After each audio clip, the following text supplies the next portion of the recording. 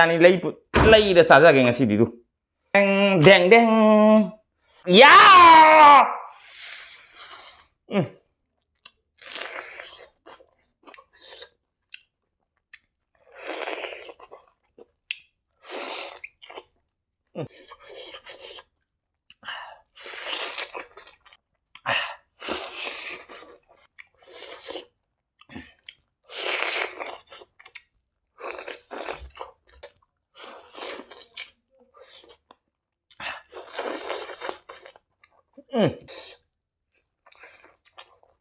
Semua jadi put lah tu.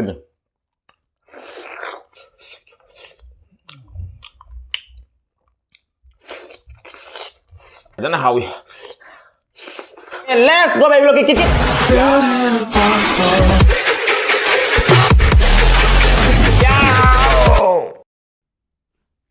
Hai mayang teman-teman sih ono video ang putun laksa dengan sikari matensan na dulu mayang tapi na segi matengi makanya sikak tahu jadi ko asik sih momo ki chutney lai jare asik na biryani thong bagi biryani ke chan abis itu yen mahi pirak per lai jare asik na yen pakora lai jare biryani di lai jadi momo di lai jadi pukam khali ko pulak jare atau sikak lai jare momo lai jare biryani lai jare sini ngasih maten dulu mayang sabah hono betul ke putok jare ko putok jare matung dah hau jare ke kit yaw aido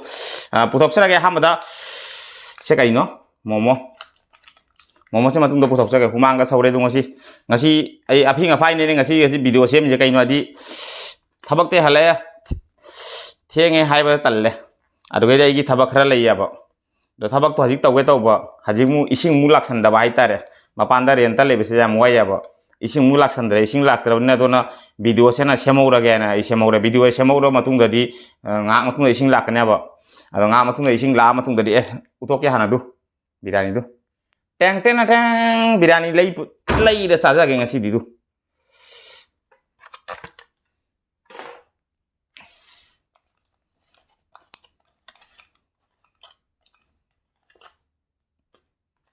Momo sih lay jare tu. Deng deng deng deng deng deng kata tu le sila putak. Mogi biryani na pidai se. Kai ngone pukam don bahura mana. Ayo ngasih tabak kera cili ya, tabak kera lay ya, bagi personel lagi firon miam suku dale ya, bagi jum jatuh apa kui dere apa, atau na firon sarong miam tu sidok hige, yen paibak mau jauh tu, yen apa paibak mau jauh Asik yerum mau jauh mau gibiran sih, yerum mau sih jauh alu tangkai mau jauh humang saure yerum tangkai mau jauh asik saksin oh ya na momo super apa nih tu, momo ama, momo ani, momo ohum Mari ama tag siga mari siga manga siga taruk do momo taruk ni do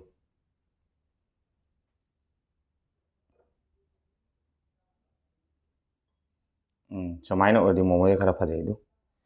upsal la thamadi phajade ab humang saure hebo nangboy video ni ngasi sem do sambra do gi ne ba ai se asegi video sembol ora ga heji agi alai ba firon puno do su do ma ngasi do gi na firon jam mot le ba num hana di ama ka ni ga ban sura le me heji jum jatrum loi su do cha ya ba su do tra ga di amot ba video jum da pura cha ya ba amu ta loi su do ka na ngasi to jaban do ngan na su ga to bana firon su bo lo cha ga to bana ba do ai na target to lai sina ngasi chak thong roi ge biryani ke ya se pura ga samai lai ga ken to ge mubang to ga dogi mangda luja khosan na firong rong sura khona lo sala ga mubang to ge to inga su inga to ge to ni emna su ing khare pore de lai ngeta adumai khalam mani do isingi magai thiru buda ising do lairam dre ngasi ising la waija dre do mapuna haina kari boring gi khara problem lai adu dun ngahang matung la kani punga matung la kani di boring kan na semi kholi ana adumai na boring semi punga mungai ba adum chak se kusela phamna lai do ka to dun to bom su lai te mata adu se puri kana de mukbang sa na to thoro ge video san sem do ro ge sem do ko lo ga firon charo myam do loi su ra ge adu de mangta na mukbang se ngasi sem do ba ja do mukbang oi di ba kai no di ngasi sem do ja ba na ba hayang gi video lai te ba ngahan da gi thanga ka video du na video sem hinge sang matam da ngasi hayang ka mathang ka na san ngong ti gi video ka semjang na ba ei sangu matam do ei mathe leibam tam ei sangu matam do adu matung da hayang aina sangda matam aina kaim to da matam do do gi video di nong matung da mai thanga pan na nong ma gap taro ka nong ma break nong ma video thanga pa nong ma break mai to ka nong ma lepa ka nong ma off nong ma on mai to nai mai chat ni ma ba adu hayang gi leitira ba ei ngasi semai se ngahan gi ilisa sa ba video do ngarang khala ngoni mayam da ado hayeng lepaga ase video chen hangsit lak to me bangsit lak rom na ai sem da baja tre bang sin dang siga nungala video sem video pi da baja de ba kai no di ga gi ilisa sa video duna gahan sem gi mate ilisa sa video to sapta am phar ni sem gi video aina sang matam da mathang nungti gi sem de ya ba do ge deina ge hada khara tha office thaba khara chille ado du khara lepure ado lepura banya gadi ngasi se sem da baja tre hayeng gi video lai tre ba ado mai to nei sem bana ba ga video lai raga de soi emergency thabak lai ga de video sem de ba kai upai leite ke dogdu na do gi sang matam da video sem da baja de sang matam da de nungti gi video sem hai ja tara office ka ban leiba tara ga de ayuk su sem jali baro sem jali nungdang sem jali do mai to ya ba ado mi am sa ba hono betor ke let's go belu kit ya tok der ke wa jam ngang ro ge loi ing na su lore du moi birani ga tilau cha bak ma pi dei du tawi seong akoi si ga gi murok ma ga pi dei du paisa le kon cha tai na ke dogdu gari sih karena momo ki satni lera sih karena jen pokora lagi jare sih karena keno jen mahi hai tar kari no hang de moi pi sing mapan ga mana de aku sih mapan kari kara khetne hai tar birani ke selo inge ado di sabe kam hojara ke natro birani le khare da khoba ama bu thal loi da mane tauri se ado mi am sa ba no betar ke let's go belu kit ya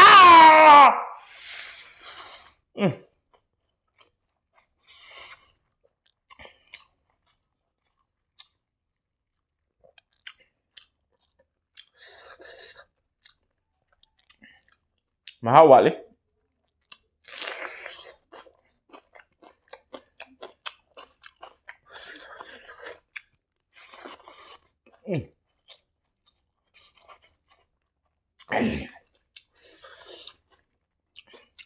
jen pokora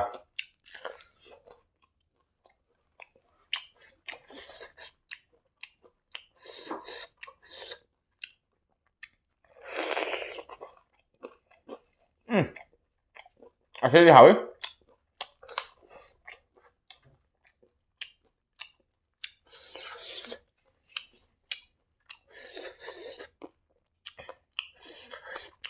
alu nữa từ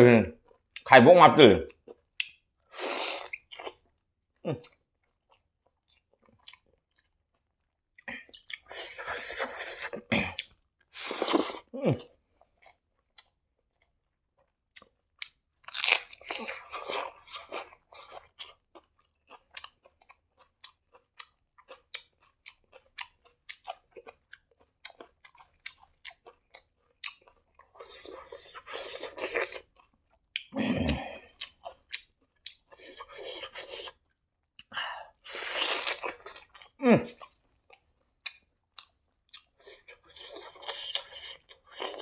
Jen đi báo rồi biết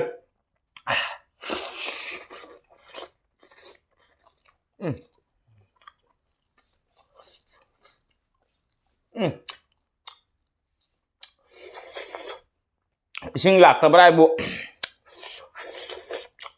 nuông ngon chính tất đấy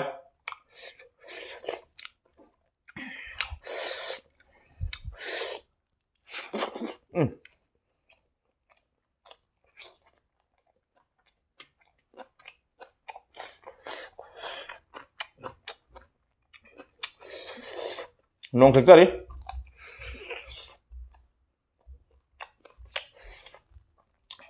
trên nuông thịt ạ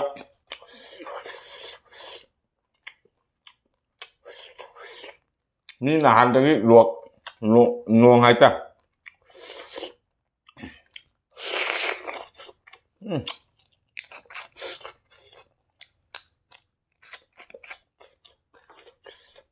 hảo ấy riêng vào lại xem mà được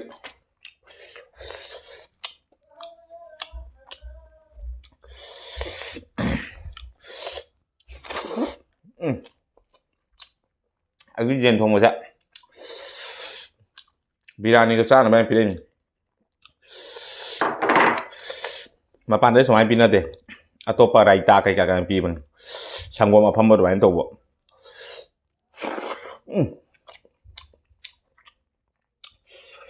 mà mua trong gì cả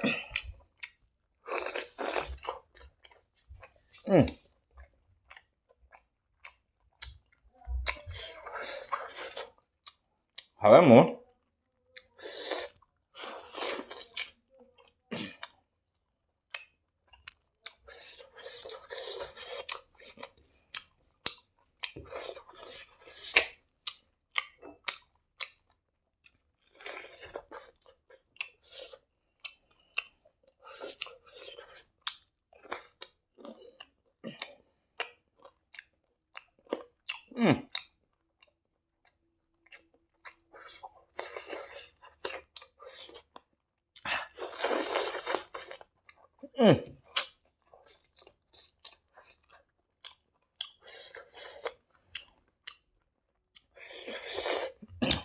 biryani की जेन थोम हावी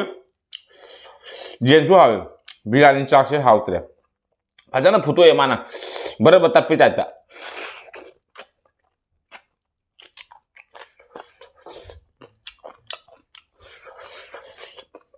Modi seat ना भाई ना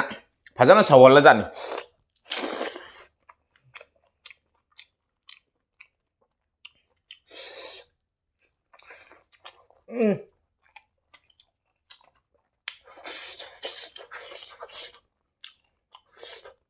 हावे फजन मोमो सेने जेरुम foot पनी हापले से मोजे foot La हापले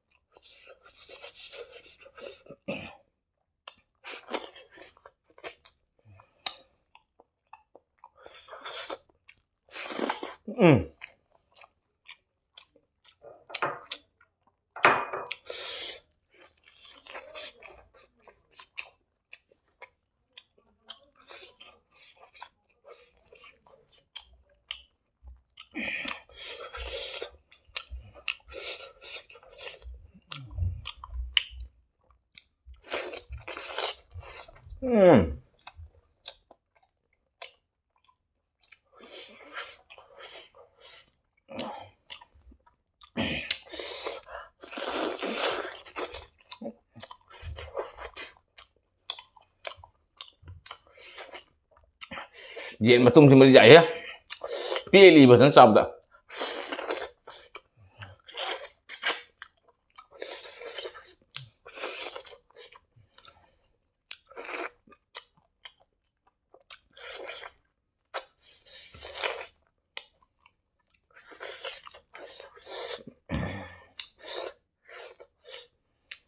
Baru untuk sih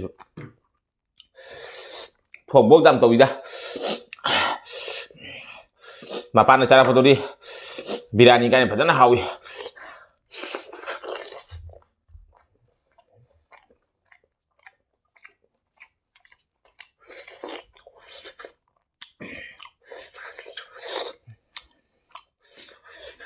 Phajaba pisap cái đó Saru sarang 합전 좀 짜오만 해마 또 그냥 짜오가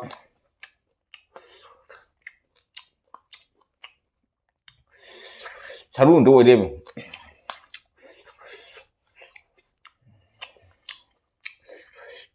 Asyik ujian kita kok Momo ni hai misal Ujian momo misal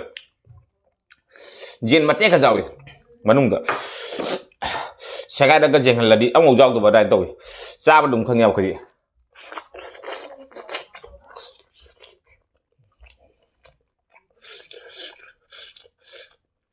Tu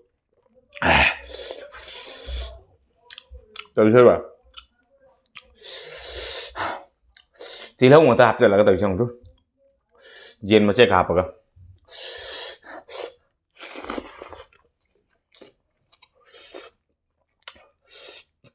Chặt như thế nào Mà chú phải rất là bên ngang nó mới hôm nào bữa ta Một đồ chú tính hạp cho là mà này Phải rất là xa đây Mít mai cần mâm bây đại tôi lại xa đấy phải thật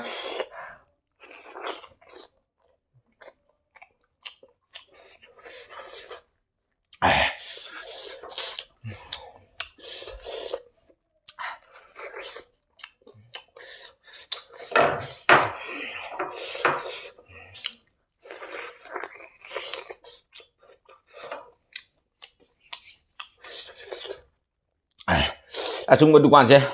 anh muốn đẩy sponsor cái là đi mai dukaan mút cần ý bố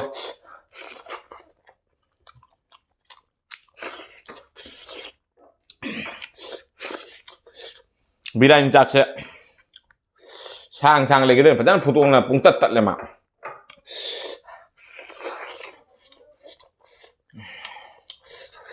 Diên ngomong semua di hal Diên borai ta เจนปกราเจนบราใกล้ตัว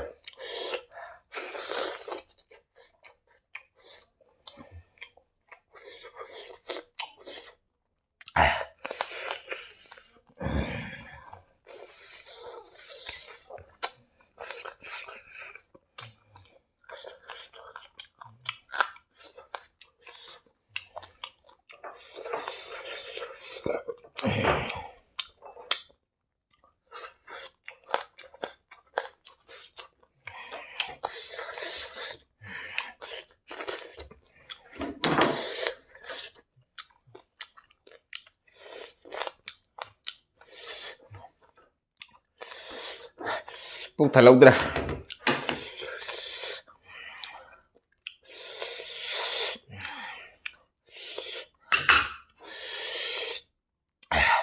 ngasih opat ya bah ising no na puta lagi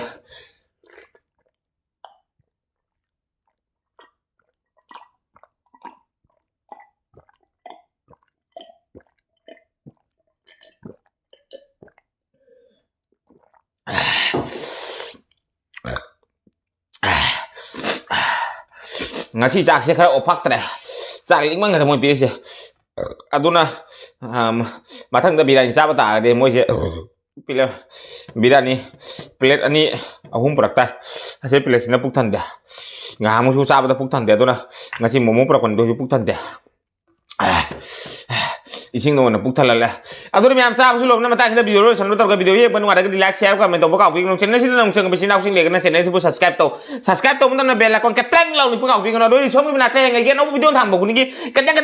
ni kana ma to ko channel subscribe to mun na bella kon ketreng law ni bokau bingung hane jeng dei bai sister brother miam hani ga leter be bingung thakat sari mayam nung si video gi video sibu sar law na khara chat to view ase har ga miam na kai na bai asal jo re ga si be blog se next video nong phang na chi ga bye bye फिर सुरू दो मी हजी bye bye